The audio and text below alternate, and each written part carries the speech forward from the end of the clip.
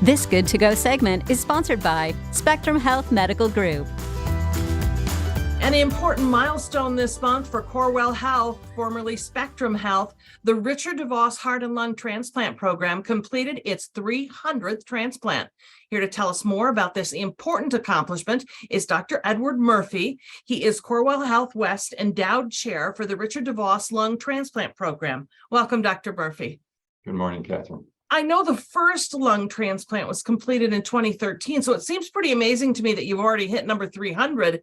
Tell me about that patient 300. You led the surgical team. How's he doing? Oh, he's doing great, and will be discharged from the hospital soon. He's been off oxygen since the second day after surgery, and is absolutely delighted and very humbled by the gift of new lungs. I imagine that's true. Is that a typical outcome so quickly, being released and all of that jazz? Yeah, the average patient spends about a day or two in the intensive care unit and then goes up to the heart and lung rehab floor and can spend anywhere from an additional 7 or 8 days to 2 weeks before being ready to go home. What kinds of patients require lung transplants? Well, anybody that has gotten to the point of end-stage lung disease. And so in the United States, the most common reasons are COPD, chronic obstructive pulmonary disease, and pulmonary fibrosis, which is a scarring of the lungs. But the other reasons can include very high blood pressure in the lungs, a condition called pulmonary hypertension, cystic fibrosis, and other causes. Of your 300 completed transplants, you have a good track record for both excellent outcomes, but this high volume, how is it that you're able to do that? Talk a little bit more about that. Well, it is pretty rewarding that our program's been able to get to 300 milestone just in less than 10 years. And a lot of programs do about 20 or less transplants a year. We are averaging between 40 and 50 lung transplants a year for the last several years now.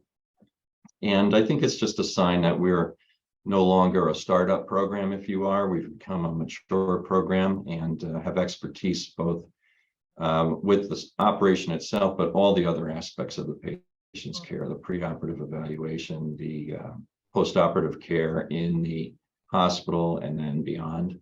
And we utilize a variety of techniques to try and expand the donor pool, including one technique where lungs that we're concerned about, not quite sure they're going to be satisfactory for implantation, can be removed from the body and placed on a device that ventilates them and perfuses them with a special solution that allows us to evaluate how well they're functioning. We've used that a number of times and kind of lets us take a donor set of lungs that we might not be willing to commit to right off the bat and evaluate them and then be more confident that they're going to be successful.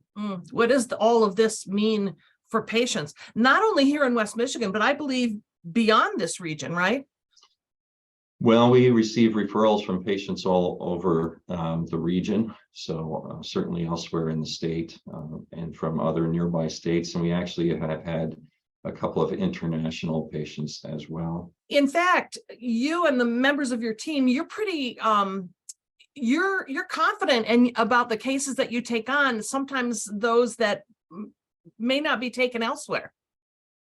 Well, that's true. We've developed an expertise of being able to take care of patients that are higher risk. And so you have some patients who are kind of standard risk for lung transplantation, and we expect to do well with them.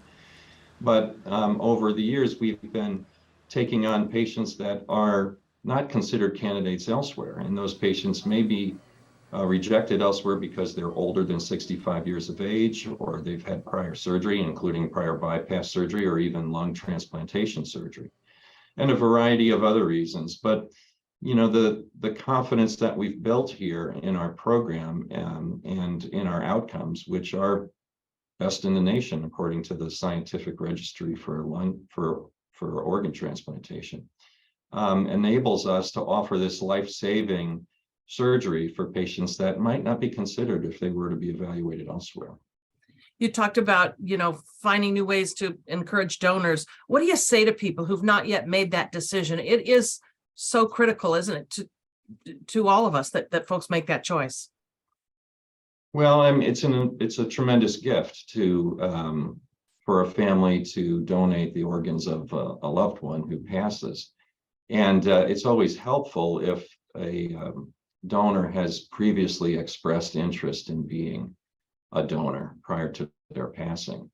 And the life-changing consequence of a patient receiving a new set of lungs or any transplant organ for that matter is immeasurable.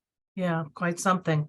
Well, we are going to put a link to the Michigan Organ Donor Registry on our website. Folks can find it at 13onyourside.com. Thank you, Dr. Murphy. Congratulations. Thank you very much.